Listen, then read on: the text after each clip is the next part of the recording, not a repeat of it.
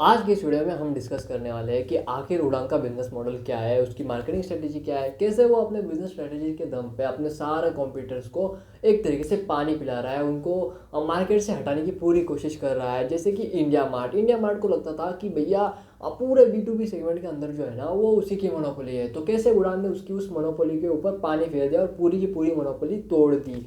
तो आज की इस वीडियो में हम business strategies, marketing strategies, business model, revenue model discuss करेंगे उड़ान का। तो मेरा नाम है ऋषिकेश टोमरे, आप देख रहे हैं मास्टर एंटरप्रेन्योरशिप।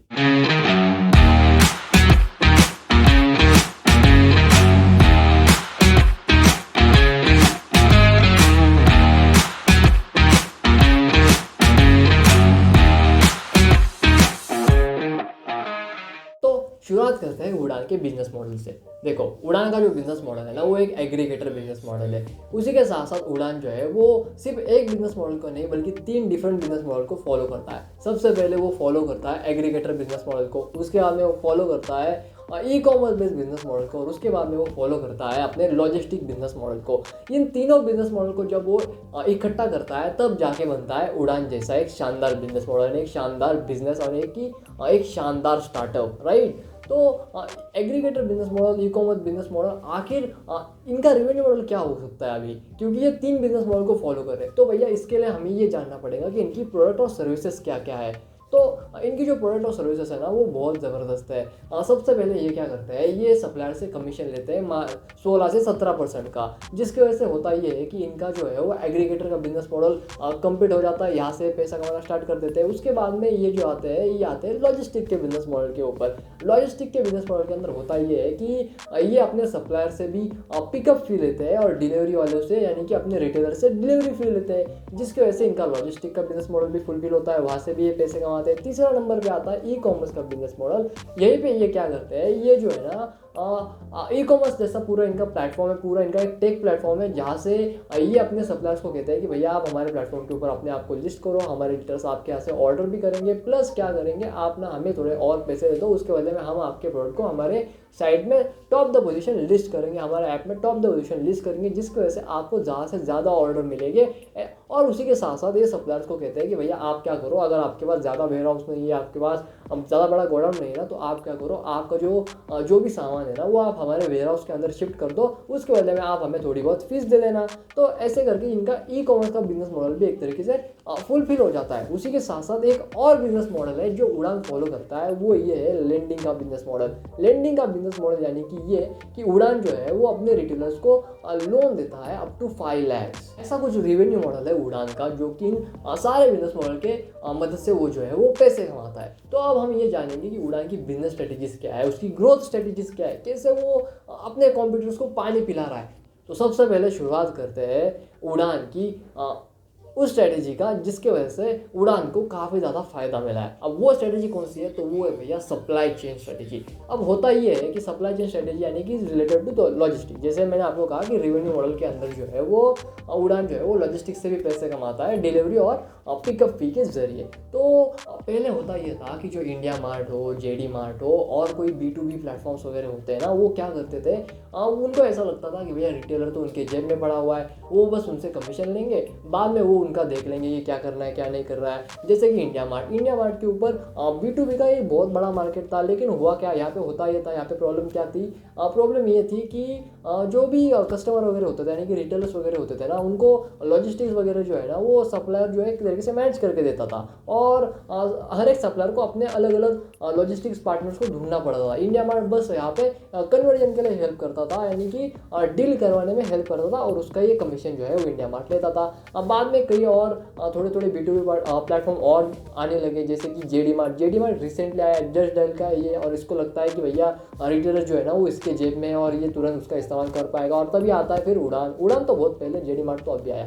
लेकिन उड़ान ने क्या किया, उड़ान ने इनका मतलब कि जो इंडिया मार्ट जैसे छोटे छोटे जो B2B सेगमेंट होते हैं ना, उनको क्या किया इन्होंने, एक तरीके से सप्लाई चेन प्रोवाइड करके डिसरप्ट कर दिया, पूरी मोनोपोली इनकी तोड़ दी। इंडिया मार्ट को लगता था कि आज भी वो मार्केट का बादशाह है, बट अब वो मार्केट का बादशाह बादशाह नहीं है, अब मार्केट का बादशाह जो है, मार्केट का जो लीडर है ना, वो उड़ान बन चुका है, क्योंकि उसने सप्लाई चेन को प्रोवाइड किया उसके सप्लायर्स को, जिसकी वजह से हुआ ये कि आप सप्लायर्स को ट्रैवल और ट्रांसपोर्टेशन कॉस्ट की ज़्यादा फिक्र नहीं आती है। वो उड़ान से थोड़ी बहुत फीस लेता है, उड़ान उनसे थोड़ी बहुत फीस लेता है, जिसकी वजह से उनका माल जो है वो रिटेलर तक बड़े आराम से पहुंचा जाता है, और रिटेलर से भी उड़ान जो है ना फीस लेता है, जिसकी वजह से उसकी लॉजिस्टिक कॉस्ट, ट्रांसपोर्टेशन कॉस्ट भी बड़े आराम से निकल के आ जाती है, और वो अपनी सप्लाई चेन बिजनेस स्ट्रेटेजी को काफ़ी आराम से फुलफिल कर पाता है। तो उसके बाद में जो सेकंड स्ट्रेटेजी आती है ना, तो सेकंड स्ट्रेटेजी ये आती है कि भैया उड़ान जो है ना उसने अपने प्रॉब्लम को रीडिफाइन किया। अब कैसे मैं आपको समझाता हूँ। देखो, सबसे पहले उड़ान की शुरुआत किस प्रॉब्लम को सॉल्व करते हुए थी कि भैया देखो, जो सप्लायर्स वगैरह होते हैं ना, उनको जो है ना वो ट्रांसपोर्ट वगैरह नहीं मिलता, उनको जो है वो लॉजिस्टिक वगैरह जो है ना वो बिल्कुल भी अच्छा से नहीं मिलता है, उनको खुद से मैनेज करना पड़ता था। तो उड़ान ने इस प्रॉब्लम को सॉल्व कर दिया। बट एक्चुअल में एक और प्रॉब्लम थी, उस प्रॉब्लम को सॉल्व करने के लिए उड़ान ने प्रॉब्लम रीडिफिनेशन स्ट्रेटेजी का इस्तेमाल किया, और प्रॉब्लम को अच्छे से एक बार आइडेंटिफाई किया, अच्छे से रीडिफाइन किया, जिसकी वजह से उनको ये पता चला कि भैया मार्केट के अंदर कुछ रिटेलर्स वर्ग में ऐसा वर्ग है, कुछ रिटेलर्स के सेगमेंट के अंदर एक ऐसी सेगमेंट है जिसके अंदर जो रिटेलर्स वगैरह है ना वो चाहते तो ऑनलाइन खरीदना है, बट ऑनलाइन खरीद नहीं रहे हैं, जिसकी वजह से उड़ान को काफ़ी ज़्यादा दिक्कत आने लगी। उड़ान सोचने लगा कि भैया ये जो मेरे पोटेंशियल रिटेलर्स है उनको अब मैं कैसे अपने प्लेटफॉर्म के ऊपर लेके आऊँ। तब उसने जाना कि ये जो रिटेलर्स है ये इसलिए उड़ान के ऊपर नहीं आते क्योंकि उड़ान जो है वो कोई क्रेडिट लिमिट नहीं देता, यानी कि कोई टाइम टू टाइम मतलब जो तुरंत पैसे लेता है वो उधार नहीं देता, यानी कि 10 दिन बाद पैसे लो, 15 दिन बाद पैसे लो। जैसे कि मैं आपको एग्जांपल के साथ समझा देता हूँ। अभी ABC रिटेलर है, XYZ जो है वो सप्लायर है। अब सप्लायर क्या करता है, वो रिटेलर को माल प्रोवाइड करता है। रिटेलर के पास इतने पैसे नहीं होते कि वो तुरंत माल दे, तो रिटेलर को कहता है कि भैया एक काम करो, मैं आपको नेक्स्ट बिल के अंदर, यानी कि नेक्स्ट जब माल ऑर्डर करूँगा तब इस माल के पैसे जो है वो मैं आपको दे दूंगा, या फिर मैं आपको 10 दिन बाद जो है ना वो पैसे दे दूंगा। तो उसके बाद में होता क्या है कि जो रिटेलर है ना उसे 10 दिन की क्रेडिट लाइफ साइकिल मिलती है, तो अच्छे से थोड़े बहुत पैसे जमा करता है, अच्छे से पैसे कमाता है, और बाद में जो है वो अपने सप्लायर की पेमेंट भी पे करता है। उसी के साथ साथ होता ये है कि कुछ कुछ सप्लायर जो क्या करते हैं कि वो बोलते हैं कि भैया आप जो है ना एक काम करो, महीने में 3 बिल उधार लो, और 3 बिल के बाद में जितना भी आपको सामान लगे उसके वो सामान तभी डिलीवर होगा जब आप ये 3 बिल जो है वो क्लियर कर दोगे। तो इससे होता ये था कि सप्लायर को भी माल मिलता था, यानी कि सप्लायर को भी एक तरीके से बिजनेस मिलता था, और रिटेलर को भी एक तरीके से बिजनेस मिलता था। क्यों? क्योंकि रिटेलर को भैया ज़्यादा से ज़्यादा और एक बड़ी टाइम ड्यूरेशन मिल रही है पेमेंट करने के लिए, और सप्लायर को अल्टीमेटली पेमेंट तो मिलने वाली है, तो उसे कोई टेंशन तो है नहीं है। हाँ, होती है कि पैसे ना दे वगैरह, बट ये करना पड़ता था मार्केट के अंदर। तो इसी प्रॉब्लम को इन्होंने अच्छे से आइडेंटिफाई किया और इसका सोल्यूशन निकाला, क्रेडिट लाइफ साइकिल। तो इसके अंदर होता ये था कि उड़ान आप क्या करता है, आप अपने रिटेलर्स को बोलता है कि वो जो है ना उड़ान से माल मंगाए, उसके बदले में वो जब चाहे तब पैसे पे कर सकता है, जैसे कि 4 दिन बाद, 5 दिन बाद, या फिर 10 दिन बाद जो है वो बड़े आराम से अपने जो है ना वो पैसे दे सकता है। कोई ज़रूरत नहीं वो ऑन टाइम पैसे दे। ऑन टाइम वो सिर्फ पिकअप की फीस है, यानी कि डिलीवरी की फीस है, जो भी सप्लायर से माल आता है और रिटेलर के पास जो माल जाता है उसी की ट्रांसपोर्टेशन कॉस्ट वो दे दे। बाकी का जो भी माल का जो पैसा है वो 10 दिन बाद भी दे सकता है, कोई प्रॉब्लम नहीं है।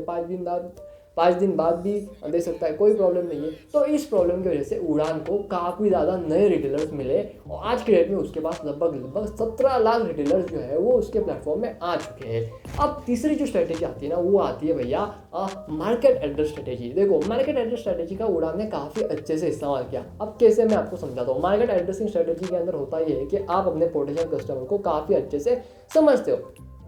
जैसे कि शाओमी ने क्या किया था, जब वो अपना पहला स्मार्टफोन लेके आया था तो उनके हिसाब से वो तो काफ़ी अच्छा स्मार्टफोन था, बट एक्चुअली वो जो है ना एक थोड़ा सा ओवर प्राइस स्मार्टफोन था। तो जिसकी वजह से शाओमी को मार्केट एड्रेस यानी कि अच्छे से मार्केट को एड्रेस करना पड़ा था, वापस से अपने पोटेंशियल कस्टमर को समझना पड़ा था। उसके बाद में उसे पता चला कि इंडिया का जो कस्टमर है ना वो कम कॉस्ट में अच्छा क्वालिटी का माल चाहता है। तो उसने अपनी पूरी प्रोडक्ट लाइन जो है ना वो उसी सेगमेंट के इर्द गिर्द बना दी, जिसकी वजह से वो मार्केट लीडर बन गया। और उसके बाद में उसने अलग अलग प्रोडक्ट्स को इन्वेट किया। आज के डेट में वो 10,000 का मोबाइल भी बनाता है, 15,000 का भी बनाता है और 30,000 का भी बनाता है, और तीनों के तीनों बिकते हैं। लेकिन शुरुआत में बेचने के लिए उसने डायरेक्ट 30,000 का लाया, वो नहीं चला, लेकिन 10-15,000 का लाया तो वो चल गया।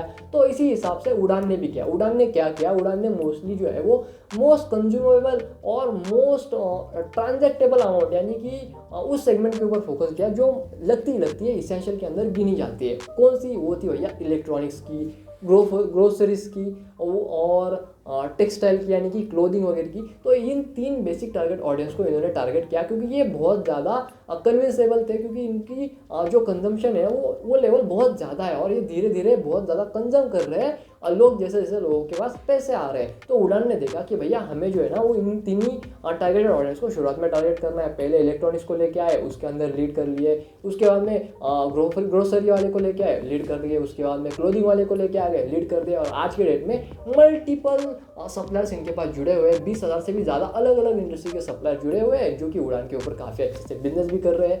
तो इस स्ट्रेटेजी ने उड़ान को एक काफ़ी ज़बरदस्त ग्रोथ दी। अब जो नेक्स्ट स्ट्रेटेजी आती है वो है भैया द लेंडिंग स्ट्रेटेजी। अब देखो पूरा पेंडेमिक आ चुका था, कोरोना वायरस अपनी चरम सुख सीमाएं तान चुका था, काफ़ी ज़्यादा वायरस फैल चुका था, इकोनॉमी एक तरीके से बर्बाद हो चुकी थी, बर्बाद नहीं कह सकते, बहुत ज़्यादा डाउन हो गई थी, माइनस में चली गई थी, क्योंकि अल्टीमेटली सब कुछ बंद हो चुका था, पूरा देश में लॉकडाउन लग चुका था।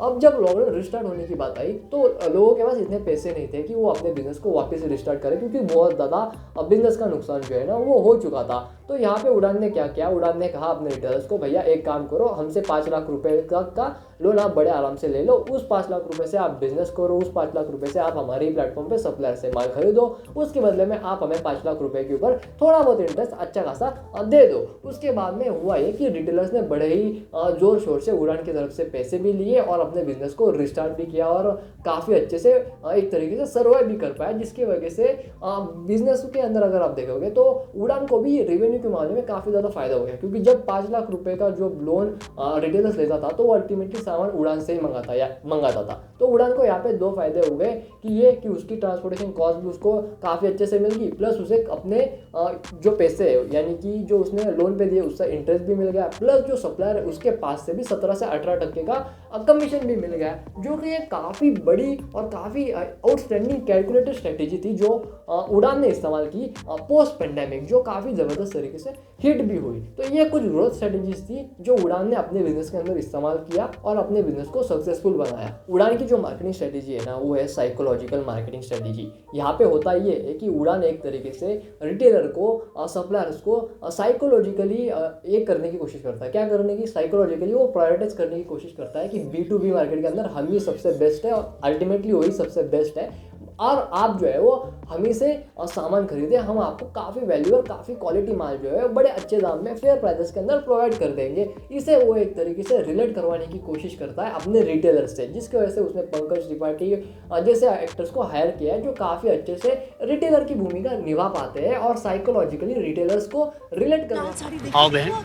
डिम्पल भैया का कलेक्शन दी बेस्ट, तेरी डिम्पल भैया की छोटे बड़े सामान। भैया वो वाली दिखाइए ना जो बेबो ने वीरेदी में पहनी थी। आपके पास तो होगी। थैंक यू बेटा। मनीष बॉलीवुड कलेक्शन निकाल दीदी को दिखा जल्दी। क्या डिम्पल भाई, आजकल तो कस्टमर आपके नाम की माला जप रहे। कौन सा पैसा फेंका है, हमें भी सिखाओ ना। सीखोगे तो ये आँख से शटर हटाओ, ये लो, और गर्दन इधर घुमाओ। अरे मोबाइल उड़ान है, सिर्फ और सिर्फ हम व्यापारियों का अपना ऑनलाइन। हम ही पेल रहे हो? हर ऑनलाइन हानिकारक नहीं होता। देखो यहाँ सब उपलब्ध है, ये गारमेंट्स, इलेक्ट्रॉनिक्स, ये फुटवेयर और ये तुम्हारे किचन वेयर भी। सच में? अरे कसम कस्टमर की। और ये नहीं, इंडिया भर से दुकान तक माल की quick delivery, best price, latest range, smart returns और क्रेडिट भी। मतलब सारी झंझटबाजी हटेगी, बिक्री और कस्टमर बढ़ेंगे और बढ़ेगा मुनाफा। पैक कर दो। लो खुल गया मुनाफे का शटर। खुल गया। उड़ान है, खोले मुनाफे का शटर। उड़ान को फायदा होता है और इससे उड़ान को इतना फायदा होता है कि उड़ान की एक मंथ की जो ट्रांजैक्शन आती है ना वो लगभग 45 लाख से भी ज़्यादा ट्रांजैक्शन होती है। मैं ट्रांजैक्शन की बात कर रहा हूँ, यानी कि 45 लाख से भी ज़्यादा ऑर्डर्स हर महीने में उड़ान के ऊपर किए जाते हैं, जो कि एक बहुत बड़ी बात है। तो आशा करता हूँ कि आपको ये वीडियो पसंद आई होगी। आप इस चैनल को लाइक करेंगे, इस वीडियो को लाइक करेंगे, अपने दोस्तों के साथ शेयर करेंगे और सब्सक्राइब भी करेंगे। मैं मिलता हूँ आपसे नेक्स्ट वीडियो में, तब तक के लिए जय हिंद, वंदे मातरम।